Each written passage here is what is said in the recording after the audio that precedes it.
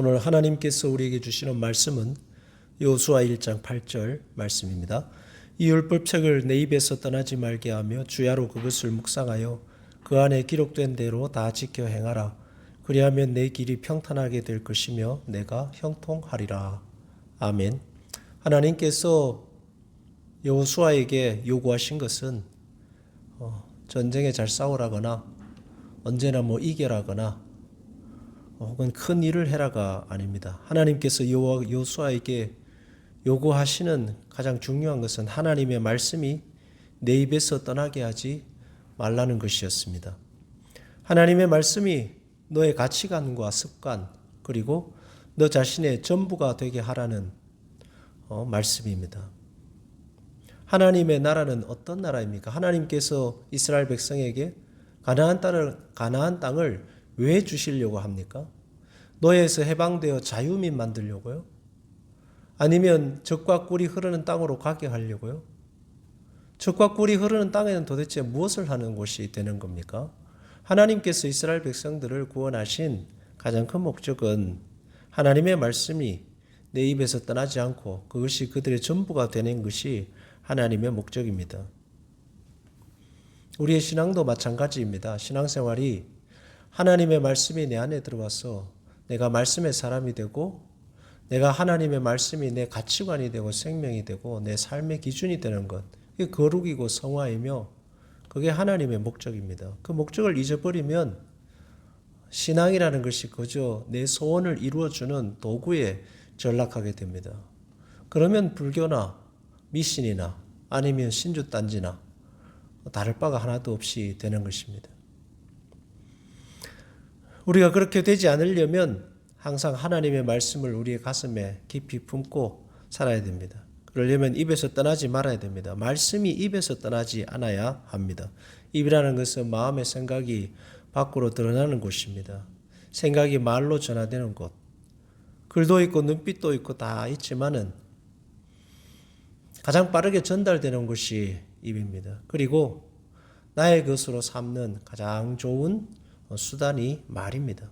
부모가 아이들을 가르칠 때도 글로 하지 않습니다. 말로 가르칩니다. 입에서 떠나지 않고 내 입에서 하나님의 말씀이 맴돌아야 그것이 내 것이 됩니다. 그리고 내 입에서 늘 맴돌아야 하는 것은 율법책이다라고 기록하고 있습니다. 개인적인 소명이나 하나님의 음성이나 신앙 체험이 아닙니다. 명료하게 기록된 율법책. 신약을 살아가고 있는 우리로 하여금 우리로 한다면 명료하게 기록된 하나님의 말씀입니다. 1.1획도 변하지 않는 하나님의 말씀이 입에서 떠나지 않아야 됩니다. 사람들은 하나님의 음성에 대해 고민합니다. 물론 필요할 때도 있습니다. 진로를 놓고 혹은 중요한 결정사항을 놓고 고민할 때 하나님의 뜻이 뭔가 기도할 수 있습니다. 그러나 그것도 하나님의 말씀, 기록된 하나님의 말씀이 내 그 기억과 마음과 가치관 속에 깊이 뿌리를 내리고 박혀 있을 때에 바르게 분별할 수 있지. 그렇지 않으면은 온갖 유혹 속에 휘둘리게 됩니다. 소위 하나님의 음성이라는 것도 확고한 말씀이 기준이 없으면 어떻게 분별하고 어떻게 적용할 것입니까? 사탄이 속이기 제일 쉬운 게 개인적인 음성, 어떤 내적인 음성입니다. 그 온갖 마음속에 떠오르는 많은 잡다한 생각들을 어떻게 분별하고 판단해서 살아가냐 하는 겁니다. 하나님 말씀뿐이 기록된 하나님의 말씀의 토대가 있어야 됩니다. 입에서 떠나지 않고 머릿속에 있어야 됩니다. 그러려면 읽고 암송해야 됩니다. 매일 손에 놓지 않고 그것을 암송하고 생각하고 입에 달고 사는 겁니다. 그것을 주야로 묵상한다라고 표현하고 있습니다.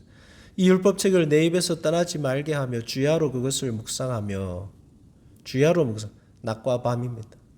필요할 때만 하는 게 아니라 일할 때도 밥을 먹을 때도 걸어갈 때도 언제든지 하나님의 말씀을 입에서 묵상하는 것입니다.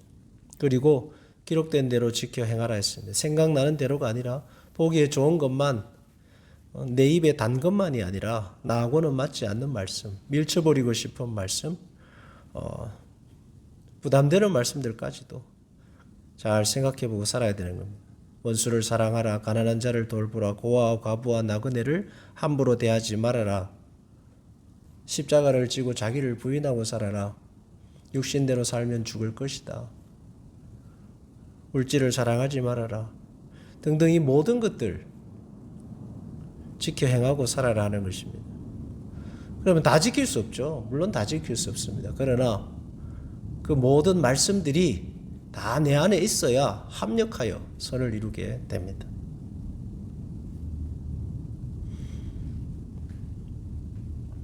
그런 말씀들을 묵상하고 가슴에 담아야 됩니다. 그리하면 하나님의 약속은 이렇습니다. 내 길이 평탄하게 될 것이고 형통하리라.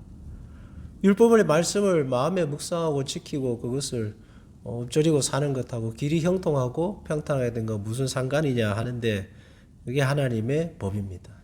하나님의 축복의 길입니다. 하나님의 말씀을 생명의 가치관으로 삼고 그것이 내 전부가 되고 그것이 내 양식이 되면은 그 길로 가게 되어 있습니다. 그러면 하나님께서 평탄하게 하시고 하나님께서 형통하게 합니다. 고난이 없다는 얘기가 아닙니다. 근데 그것을 믿지 못하면 못 갑니다. 그래서 하나님께서 우리에게 주신 것이 믿음입니다. 믿음이 없으면 하나님의 길을 갈 수 없고 믿음이 없으면 순종할 수 없고 믿음이 없으면 하나님을 기쁘시게 할 수 없습니다. 믿음으로 말씀을 붙잡고 입에서 떠나지 않고 묵상하고 그 말씀을 지키고 살아갈 때 하나님께서 여러분의 삶을 형통케 하시고 평탄하게 하실 줄로 믿습니다. 기도하겠습니다.